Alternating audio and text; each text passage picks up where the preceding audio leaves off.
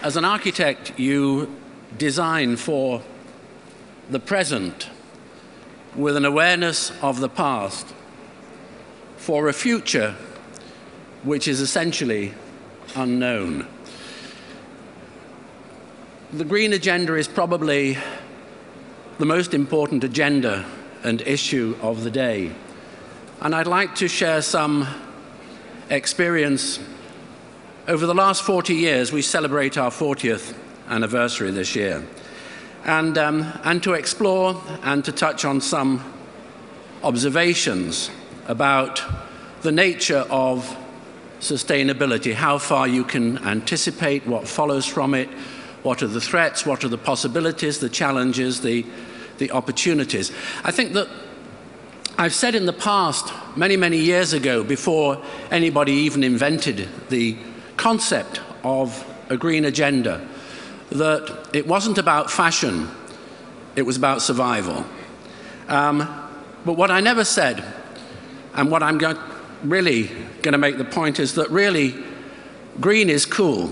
I mean, all the projects which have in some way been inspired by that agenda are about a celebratory lifestyle, in a way celebrating the places and the spaces which determine the quality of life. I rarely actually quote anything, so I'm going to try and find a piece of paper, if I can, which somebody at the end of last year ventured the thought about what for that individual, as a kind of important observer, analyst, writer, a guy called Thomas Friedman, who wrote in the Herald Tribune about 2006, he said,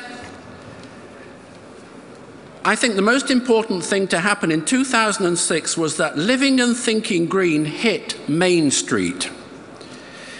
We reached a tipping point this year where living, acting, designing, investing, and manufacturing green came to be understood by a critical mass of citizens, entrepreneurs, and officials as the most patriotic, capitalistic, geopolitical, and competitive thing they could do. Hence my motto, green is the new red, white, and blue." And I asked myself, in a way, looking back, when did that kind of awareness of the planet and its fragility first appear?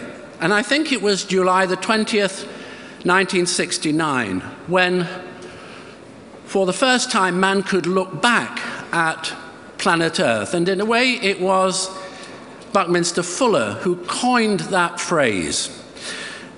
And before the kind of collapse of the communist system, I was privileged to meet a lot of cosmonauts in Space City and other places in Russia. And interestingly, as I think back, they were the first true environmentalists. They were filled with a kind of pioneering passion, fired about the problems of the Aral Sea.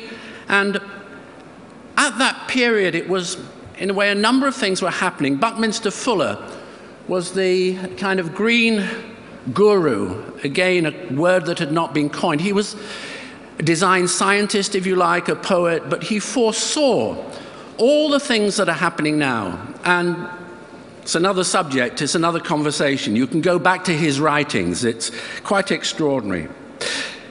It was at that time, with an awareness fired by Bucky's prophecies, his concerns, as a citizen, as a kind of citizen of the planet, that influenced my thinking and what we were doing at that time. And it's a number of projects. I select this one because it was 1973 and it was a master plan for one of the Canary Islands. And this probably coincided with the time when you had the Planet Earth's source book and you had the hippie movement. And there is some of those qualities in this drawing which seeks to sum up the recommendations. And all the components are there which are now in common parlance, in our vocabulary, 30-odd years later. Wind energy, recycling, biomass, solar cells. And in parallel at that time, there was a very kind of exclusive design club. People who were really design conscious were inspired by the work of Dieter Rams and the objects that he would create for the company called Brown. This is going back the mid-50s, 60s. And despite Bucky's prophecies that everything would be miniaturized and technology would make an incredible style, access to comfort, to amenities, it was very, very difficult to imagine that everything that we see in this image would be very, very stylishly packaged, and that and more beside would be in the palm of your hand. And I think that digital revolution now is coming to the point whereas the virtual world, which brings so many people together here, finally connects with the physical world, there is the reality that has become humanized. So that digital world has all the friendliness, all the immediacy, the orientation of the analog world, probably summed up in a way by the stylish or alternative available here, as we generously had gifted at lunchtime the Maxin, which is a further kind of development, and again inspired by the incredible sort of sensual feel and very, very beautiful object. So something which in that 50s, 60s was very exclusive has now become, interestingly, quite inclusive. And the reference to the iPod as iconic and in a way evocative of performance, delivery. Quite interesting that the beginning of the year, 2007, the Financial Times commented that the Detroit companies envy the halo effect that Toyota has gained from the Prius as the hybrid, energy-conscious vehicle, which rivals the iPod as an iconic product. And I think it's very tempting to in a way seduce ourselves and as architects or anybody involved with the design process that the answer to our problems lies with buildings. Buildings are important, but they're only a component of a much bigger picture. In other words, as I might seek to demonstrate, if you could achieve the impossible, the equivalent of perpetual motion, you could design a carbon-free house, for example. That would be the answer. Unfortunately, it's not the answer, it's only the beginning of the problem. You cannot separate the buildings out from the infrastructure of cities and the mobility of transit. For example, if in that Bucky-inspired phrase we draw back and we look at planet Earth and we take a kind of typical industrialized society, then the energy consumed would be split between the buildings, 44%, transport, 34%, and industry. But again, that only shows part of the picture. If you look at the buildings together with the associated transport, in other words, the transport of people, which is 26%, then 70% of the energy consumption is influenced by the way that our cities and infrastructure work together. So the problems of sustainability cannot be separated from the nature of the cities of which the buildings are a part. For example, if you take and you make a comparison between a recent kind of city, what I'll call simplistically a North American city, and Detroit is not a bad example, it is very car dependent. The city goes out in annular rings, consuming more and more green space and more roads and more energy in the transport of people between the city center, which again, the city center, as it becomes deprived of the living and just becomes commercial, again becomes dead. If you compare Detroit with a city of a Northern European example, and Munich is not a bad example of that, with the greater dependence on walking and cycling than a city which is really only twice as dense, is only using 1/10 of the energy. In other words, you take these comparable examples, and the energy leap is enormous. So basically, if you wanted to generalize, you can demonstrate that as the density increases along the bottom there, that the energy consumed reduces dramatically. Of course, you can't separate this out from issues like social diversity, mass transit, the ability to be able to walk a convenient distance, the quality of civic spaces. But again, you can see Detroit in yellow at the top. Extraordinary consumption down below Copenhagen. And Copenhagen, although it's a dense city, is not dense compared with the really dense cities. And in the year 2000, a rather interesting thing happened. You had for the first time megacities, 5 million or more, which were occurring in the developing world. And now, out of typically 46 cities, 33 of those megacities are in the developing world. So you have to ask yourself the environmental impact of, for example, China or India. If you take China and you just take Beijing, you can see on that traffic system and the pollution associated with the consumption of energy as the cars expand at the price of the bicycles. In other words, if you put onto the roads, as it's currently happening, 1,000 new cars every day, statistically, it's the biggest booming auto market in the world. And the 500 million bicycles serving 1.33 billion people are reducing. And that urbanization is extraordinary accelerated pace. So if we think of the transition in our society of the movement from the land to the cities, which took 200 years, then that same process is happening in 20 years. In other words, it is accelerating by a factor of 10. And quite interestingly, over something like a 60-year period, we're seeing the doubling in life expectancy over that period where the urbanization has trebled. If I pull back from that global picture and I look at the implication over a similar period of time in terms of the technology, which as a tool is a tool for designers, and I cite our own experience as a company, and I just illustrate that by a small selection of projects, then how do you measure that change of technology? How does it affect the design of buildings? And particularly, how can it lead to the creation of buildings which consume less energy, create less pollution, and are more socially responsible? That story in terms of buildings started in the late 60s, early 70s. The one example I take is a corporate headquarters for a company called Willis Faber in a small market town in the northeast of England, commuting distance with London.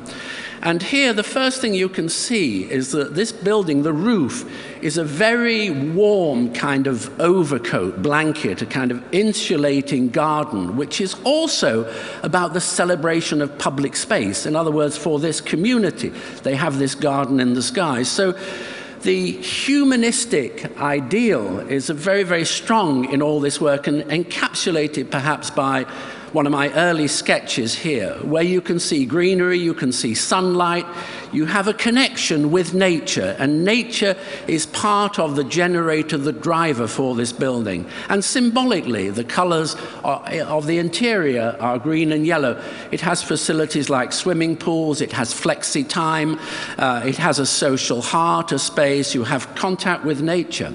Now this was 1973. In 2001, this building received an award, and the award was about a celebration for a building which had been in use over a long period of time. And the people who'd created it came back, the project managers, the company chairman then, and they were saying, you know, the architects, Norman was always going on about designing for the future, and, you know, it didn't seem to cost us anymore, so we humored him, we kept him happy. The image at the top, what it doesn't really, if you look at it in detail, really what it is saying is you can wire this building. This building was wired for change. So in 1975, the image there is of typewriters. And when the photograph was taken, it's word processors. And what they were saying on this occasion was that our competitors had to build new buildings for the new technology. We were fortunate because in a way our building was future-proofed. It anticipated change, even though those changes were not known. Round about that design period leading up to this building, I did a sketch which we pulled out of the archive recently. And I was saying, and I wrote, but we don't have the time and we really don't have the immediate expertise at a technical level. In other words, we didn't have the technology to do what would be really interesting on that building, and that would be to create a kind of three-dimensional bubble, a really interesting overcoat that would naturally ventilate, would breathe, and would seriously reduce the energy loads, notwithstanding the fact that the building is, as a green building, is very much a pioneering building. And if I fast forward in time, what is interesting is that the technology is now available and celebratory.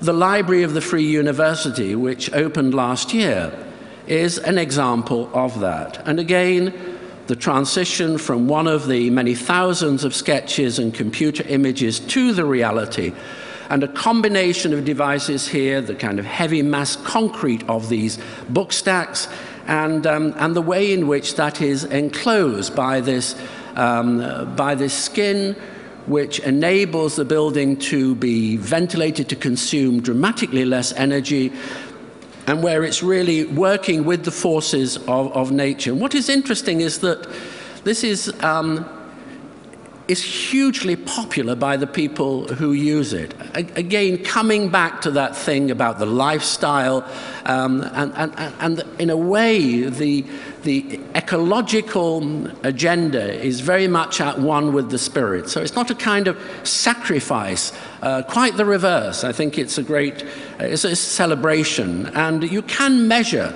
the performance in terms of energy consumption of that building against a typical library. If I show another aspect of that technology, then in a completely different context, this apartment building in the Alps in Switzerland, prefabricated from the most traditional of materials, but that material, because of the technology, the computing ability, the ability to prefabricate, make high-performance components out of timber, very much at the cutting edge. And just to give a sort of glimpse of that technology, the ability to plot points in the sky and to transmit, to transfer that information now directly into the factory. So if you cross the border, just across the border, a small factory in Germany, and here you can see the guy with his computer screen, and those points in space are communicated, and on the left are the cutting machines, which then in the factory enable those individual pieces to be fabricated, and plus or minus very, very few millimeters to be slotted together on site. And then, interestingly, that building to then be clad in the oldest technology, which is the kind of hand-cut shingles, 250,000 of them applied by hand as the final finish. And again, the way in which that works as a building for those of us who can enjoy the spaces to live and visit there. If I made the leap into these new technologies, then what happened before that? I mean, you know, what was life like before the mobile phone? The things that you take for granted. Well, obviously the building still happened. I mean, this is a glimpse of the interior of our Hong Kong bank of 1979, which opened in 1985, with the ability to be able to reflect sunlight deep into the heart of this space here. And in the absence of computers, you had to physically model. So, for example, we would put models under an artificial sky. For wind tunnels, we would literally put them in a wind tunnel and blast air, and the many kilometers of cable and so on. And the turning point was probably, in our terms, when we had the first computer. And that was at the time that we sought to redesign, reinvent the airport. This is Terminal 4 at Heathrow, typical of any terminal.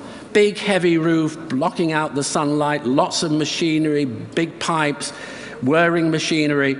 And Stansted, the green alternative, which uses natural light, is a friendly place, you know where you are, you can relate to the outside, and for a large part of its cycle, not needing electric light which in turn creates more heat, which creates more cooling loads, and so on.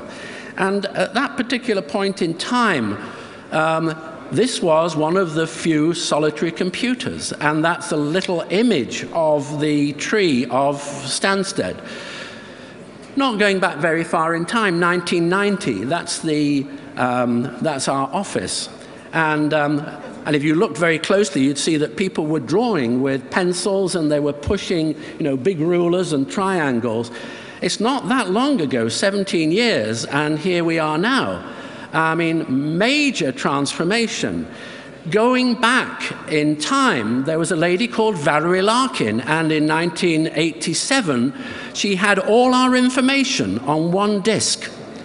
Now, every week, we have the equivalent of 84 million disks which record our archival information on past, current, and future projects. That reaches 21 kilometers into the sky. This is the view you would get if you look down on that.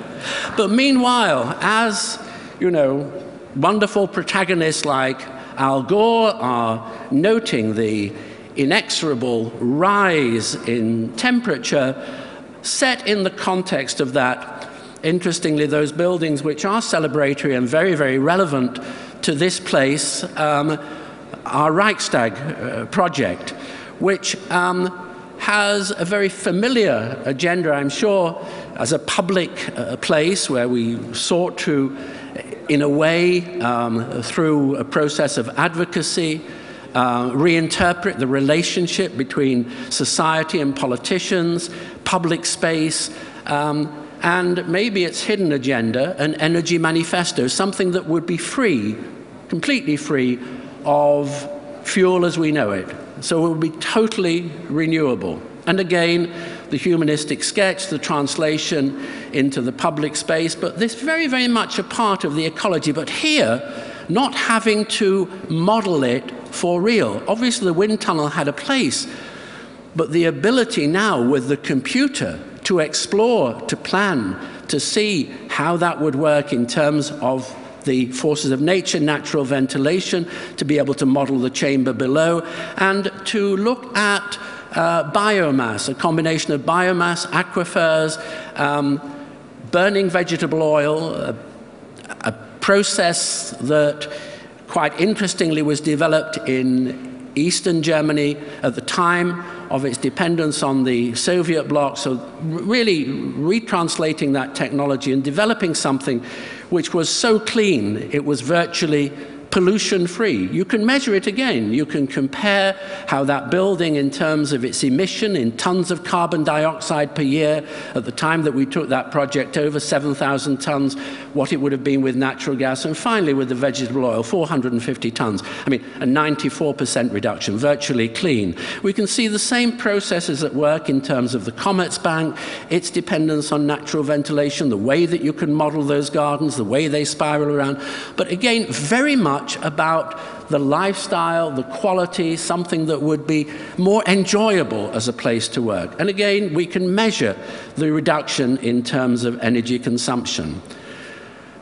There is an evolution here between the projects, and Swiss Re again develops that a little bit further, the project in the city in London. And this sequence shows the build-up of that model, but what it shows first, which I think is quite interesting, is that here you see the circle, you see the public space around it. What are the other ways of putting the same amount of space on the site?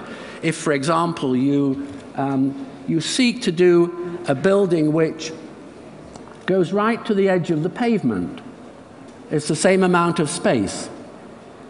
And finally, you profile this, you cut grooves into it. The grooves become the kind of green lungs which give views, which give light, ventilation, make the building fresher, and you enclose that with something that also is central to its appearance, which is a mesh of triangulated structures, again, in a long connection evocative of some of those works of Buckminster Fuller, and the way in which triangulation can increase performance and also give that building its sense of identity. And here, if we look at a detail of the way that the building opens up and breathes into those atria, the way in which now, with a computer, we can model the forces. We can see the high pressure, the low pressure, the way in which the building behaves rather like an aircraft wing. So it also has the ability all the time, regardless of the direction of the wind, to be able to make the building fresh and efficient. And unlike conventional buildings, the top of the building is celebratory. It's a viewing place for people, not machinery. And the base of the building is again about public space. Comparing it with a typical building, what happens if we seek to use such design strategies in terms of really large-scale thinking? And I'm just going to give two images out of a kind of company research project. It's been well known that the Dead Sea is dying. The level is dropping rather like the Aral Sea. And the Dead Sea is obviously much lower than the oceans and seas around it. So there has been a project which rescues the Dead Sea by creating a pipeline, a pipe, sometimes above the surface, sometimes buried, that will redress that and will feed from the Gulf of Aqaba into the Dead Sea. And our translation of that, using a lot of the thinking built up over the 40 years, is to say, what if that, instead of being just a pipe, what if it is a lifeline? What if it is the equivalent, depending on where you are, of the Grand Canal, in terms of tourists, habitation, desalination, agriculture? In other words, water is the lifeblood. And if you just go back to the previous image and you look at this area of volatility and hostility, that a unifying design idea as a humanitarian gesture could have the effect of bringing all those warring factions together in a united cause in terms of something that would be genuinely green and productive in the widest sense. Infrastructure at that large scale is also inseparable from communication.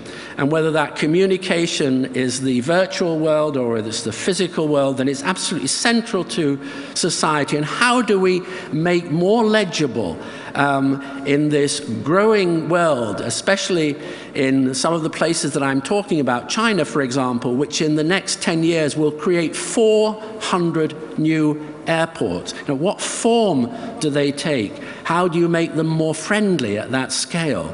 Hong Kong, I refer to as a kind of analog experience in a digital age, because you always have a point of reference. So what happens when we take that and you expand that further into the Chinese society? And what is interesting is that that produces, in a way, perhaps the ultimate mega building. It is physically the largest project on the planet at the moment. 50,000 people working 24 hours, 7 days. Larger by 17% than every terminal put together at Heathrow, built, plus the new unbuilt Terminal 5. And the challenge here is a building that will be green, that is compact despite its size, and is about the human experience of travel, is about friendly, is coming back to that starting point, is very, very much about the lifestyle. And perhaps these, in the end, as celebratory spaces, as Hubert was talking over lunch, as we sort of engaged in conversation, talked about this, talked about cities, Hubert was saying, absolutely correct, these are the new cathedrals. And in a way, one aspect of this conversation was triggered on New Year's Eve, when I was talking about the Olympic agenda in China in terms of its green ambitions and aspirations. And I was voicing the thought that it just crossed my mind that New Year's Eve, a sort of symbolic turning point as we move from 2006 to 2007, that maybe, the future was, the most powerful, innovative sort of nation, the way in which somebody like Kennedy inspirationally could say, we put a man on the moon. Who is going to say that we cracked this thing of the dependence on fossil fuels, with all the being held to ransom by rogue regimes and so on. And that's a concerted platform. It's more than one device. It's renewable. And I voiced the thought that maybe at the turn of the year, I thought the inspiration was more likely to come from those other larger countries out there, the Chinas, the Indians, the Asian Pacific tigers. Thank you very much.